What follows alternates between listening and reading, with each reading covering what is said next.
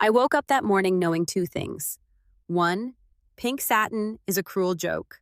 Two, Sierra and I might have started life as boys. But today, we were absolutely spectacular women. And I, Alana, was going to make sure of it.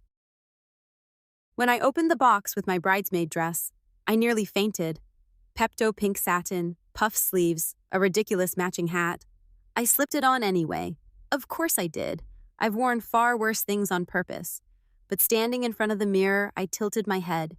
Long brunette waves cascading over my shoulders. Sheer pantyhose hugging my legs. Black patent heels. And that pink monstrosity glowing under the light. I looked like glamour and chaos had a baby. Still, I smoothed my skirt, lifted my chin, and strutted out to see my bride-to-be sister. Sierra was in the living room, already in her bridal gown. And oh, she was breathtaking.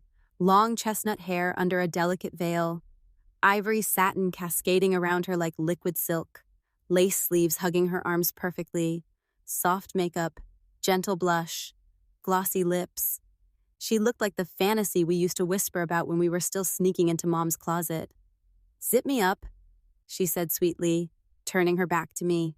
I pulled the zipper slowly, steady hands, remembering.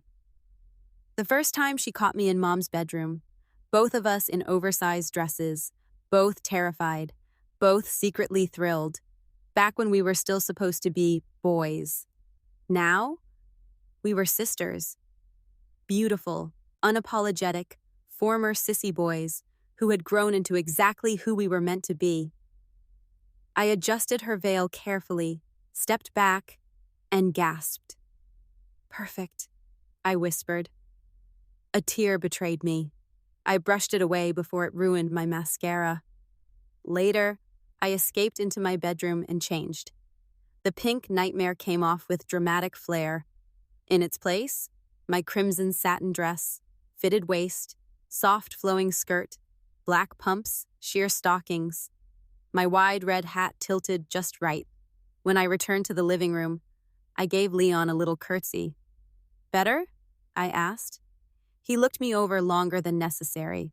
I crossed my legs slowly on the red chair, smoothing my skirt just a touch. Feminine, confident, teasing. I'd mastered the art years ago. Sierra entered moments later in a lavender chiffon dress, soft and floaty.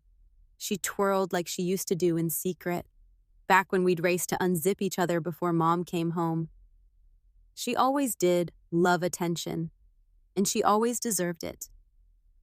But then came the children conversation, and my heart sank, because no matter how divine Sierra looked in satin and lace, her body had limits. Leon didn't know.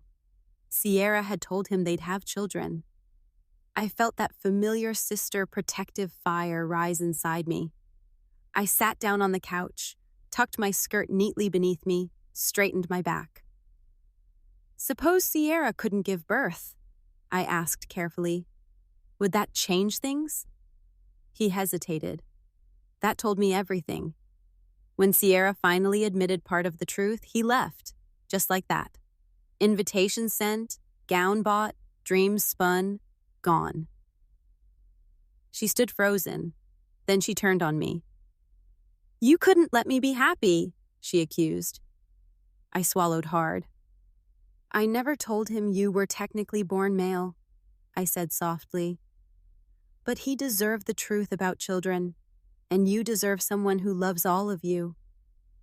The tears came then, from both of us.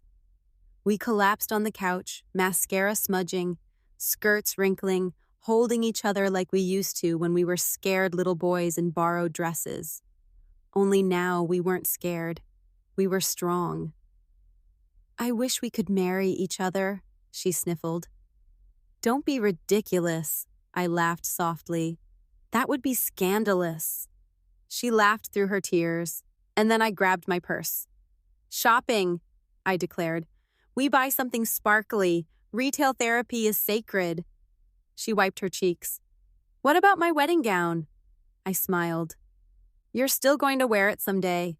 Just for someone worthy. She squeezed my hand. Two former sissy boys. Two unapologetic women. He couldn't handle it. But the world would.